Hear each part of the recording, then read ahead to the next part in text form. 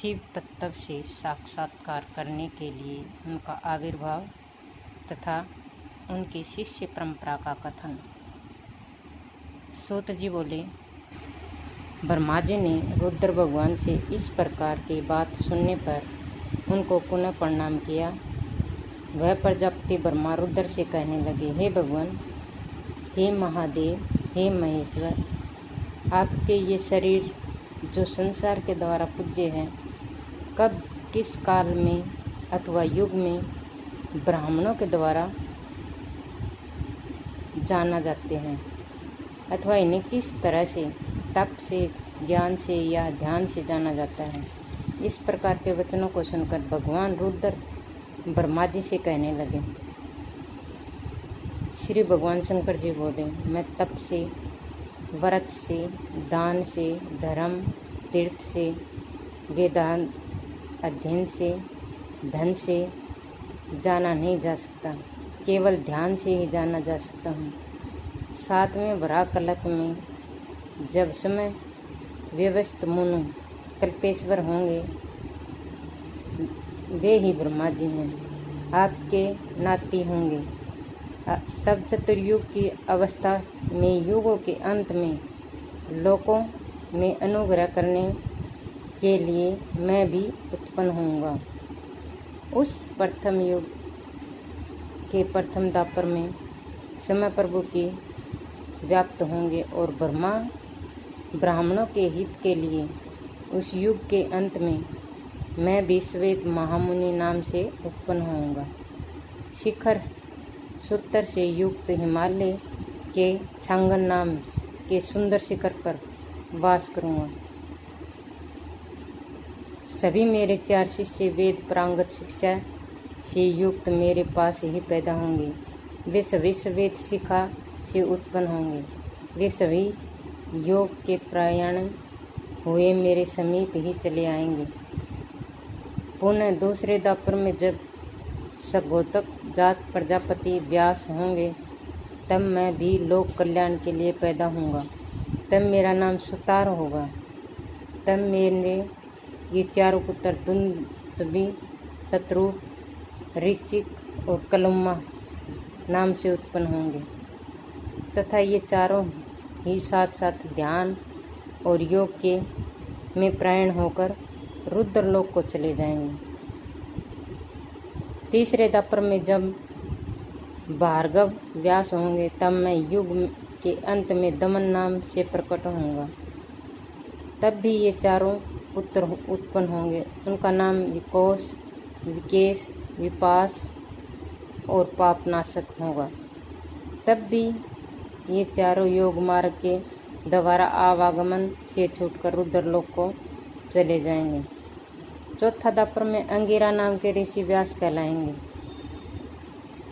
तब मैं सुहोत्र नाम से पैदा होऊंगा और मेरे पुत्र भी सुमुख, दुर्मुख, धुरंधर और दुराति क्रम वाले नाम वाले होकर योग मार्ग से रुद्रलोक को जाएंगे। 5वें द्वापर में सविता नाम के व्यास होंगे। तब मैं कंक नाम से महातपस्वी के रूप में प्रकट होऊंगा।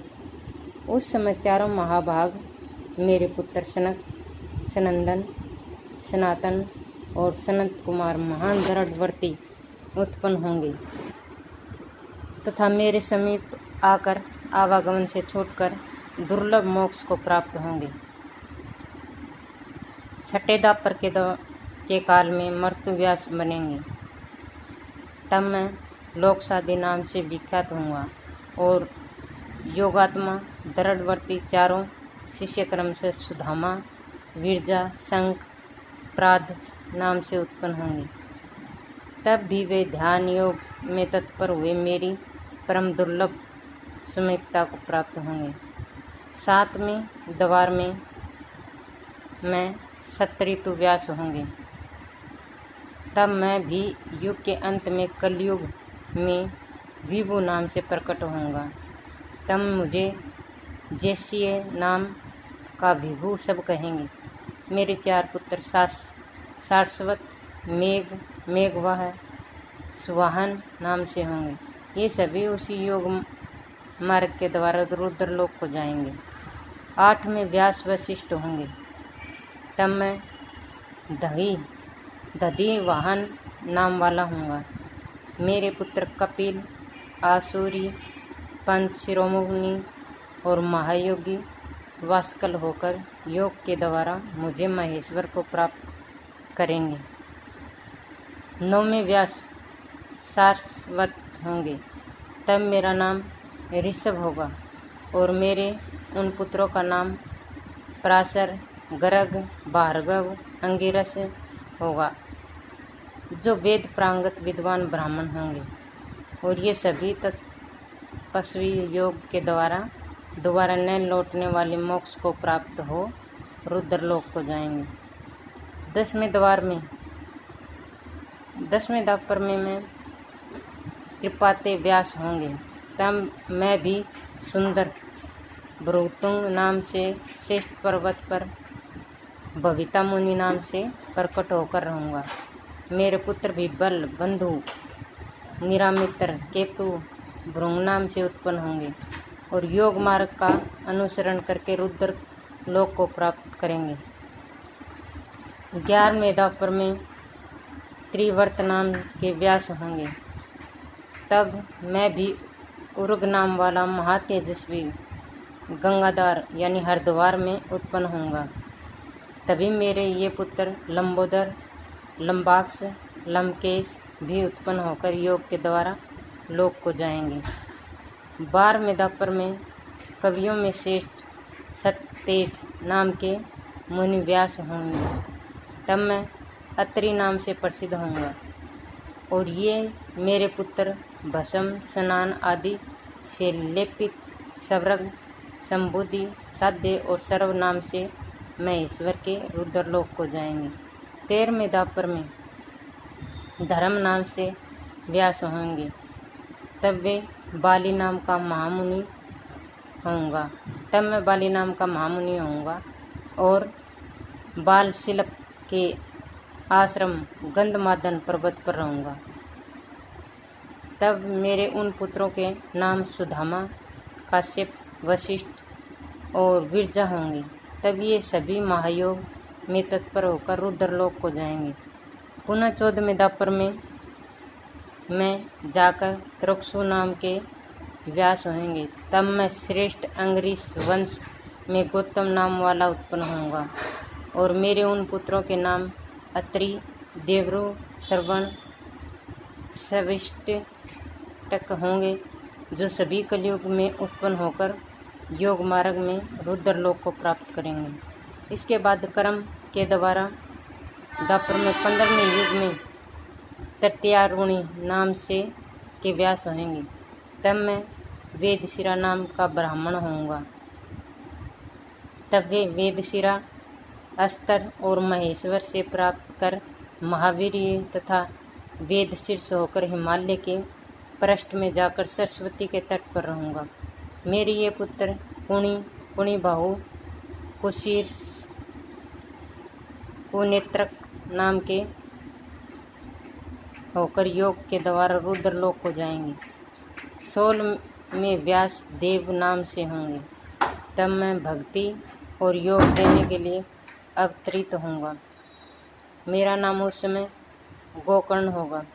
मेरे पुत्र भी कश्यप, उष्णा यानी शुक्राचार्य, चवेन और बृहस्पति नाम वाले होंगे।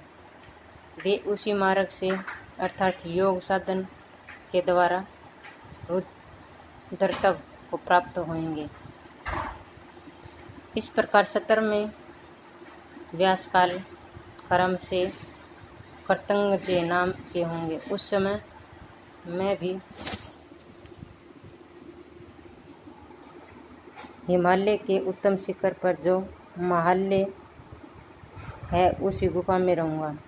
मेरा नाम भी गुहवासी होगा। मेरे पुत्र भी ब्रह्मज्ञानी होकर योगी होकर उत्पन्न होंगे। उनका नाम उत्तथे, वामदेव, महायोग तथा महाबल होगा। उनके भी 100,000 शिष्य होंगे, जो सभी योग अभ्यास में निरंतर रहकर अति दुर्लभ महेश्वर पद को प्राप्त करेंगे। हे ब्राह्मणों, 18वें दापर में काल क्रमागत के ऋतंजय व्यास होंगे। तब मैं शिखंडी नाम से प्रकट होऊंगा। सीधा नेत्र हिमालय की शिखंडी नाम की चोटी पर निवास करूंगा। तब मेरे तपस्वी पुत्र भी वात्सर्वा, ऋचिक, शयावस्वर, येतीश्वर नाम से होकर अंत में योग मार्ग के द्वारा रुद्रलोक को जाएंगे। 29वें व्यास का नाम भारद्वाज महामुनि होगा। मैं भी तब जटामाली नाम से उत्पन्न होऊंगा। तब मेरे ये 4 महातेज वाले पुत्र भी उत्पन्न होंगे। उनके नाम हिरण्यनाभ, कौशल, लोकसाकी, कुथुम्मी होंगे। ये सभी योग मार्ग द्वारा महेश्वर को प्राप्त कर रुद्रलोक में निवास करेंगे। तब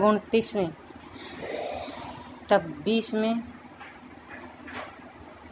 दापर के गौतम नाम के महामुनि व्यास बनेंगे और मैं भी अट्ठहास नाम से उत्पन्न होऊंगा। हिमालय की अट्ठहास शिक्षा पर रहूँगा। तभी मेरे ये पुत्र भी महान योगी तथा वर्ती होकर उत्पन्न होंगे। उनके नाम सुमंतु, बर्बरी, कवंद और कुसुकंदर होंगे। वे भी योग मार्ग से रुद्रलोक को जाएंगे। इसके बाद 21वें दापर के वात्सर्वा नाम के व्यास होंगे। तब मैं दारुको नाम से उत्पन्न होऊंगा।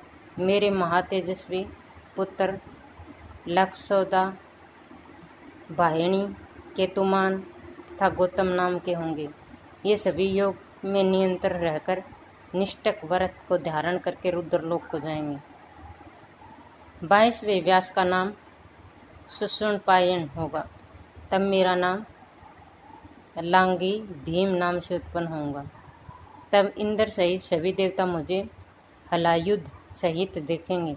मेरे पुत्र भी धार्मिक, महायोगी, बलवी, मधुपिंग, श्वेत केतु तथा कुश नाम वाले होंगे। ये विमल ब्रह्मा भूमिष्ठ होकर रुद्रलोक को जाएंगे। 23वें दापर के त्राण बिंदु नाम के मुनि व्यास कार्य करेंगे। तब मैं भी श्वेत नाम से महामुनि का पुत्र होकर उत्तम पर्वत पर काल को जीर्ण कर दूंगा। तब तो उस पर्वत का नाम कालंजर होगा और महातेजस्वी मेरे वे पुत्र भी उसी बृहदस्व, देवल, केवी, रेवेच नाम के होंगे तथा वे सभी महेश्वर योग के साधन से रुद्रलोक को जाएंगे।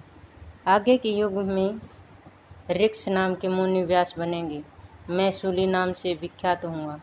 मेरे सभी शिष्य भी शालिहोत्र, अग्निवेश, युनाशव, शरदसु होंगे जो योग करके रुद्रलोक को जाएंगे। 25वें व्यास का नाम शक्ति होगा। तब मैं भी दंडी, मुंडेश्वर नाम से प्रकट होऊंगा। छांगल, कुंडक, कुंभांड, प्रवाजह नाम से मेरे पुत्र भी उत्पन्न होकर अंत में योग में मार्ग में शिव तत्व को प्राप्त करेंगे। 26वें व्यास का नाम पराशर महामुनि करेंगे। तब मैं भी सहसुर नाम से उत्पन्न होऊंगा। भरद्वट नाम के पूर्व में निवास करूंगा। मेरे पुत्र परम धार्मिक, उल्लुक, विद्युत, शंभु तथा असव लायन नाम के होंगे और महेश्वर पद को प्राप्त करेंगे। 27वें दापर में जातुकर्णी नाम के व्यास होंगे। उस काल में मैं भी कलयुग के अंत में सोम शर्मा नाम का ब्राह्मण होऊंगा। प्रभास क्षेत्र में रहकर मैं योग से उत्पन्न होऊंगा। मेरी ये तपस्वी शिष्य भी अक्षपाद, कुमार, उल्लुक तथा वत्स्य नाम से प्रसिद्ध होंगे। तब ये विमल विशुद्ध होकर योग का अनुसरण करके रुद्रलोक को प्राप्त होंगे। काल क्रम के 28वें द्वापर में पराशर मुनि के पुत्र विष्णु स्वरूप श्रीमान देवपायन नाम के व्यास होंगे। उस काल में मैं वासुदेव श्री कृष्ण के 6वें अंश में उत्पन्न होऊंगा। तब मैं भी मेरु पर्वत पर पवित्र गुफा में आपके तथा विष्णु के साथ निवास करूंगा। योग में तत्पर रखकर मेरा नाम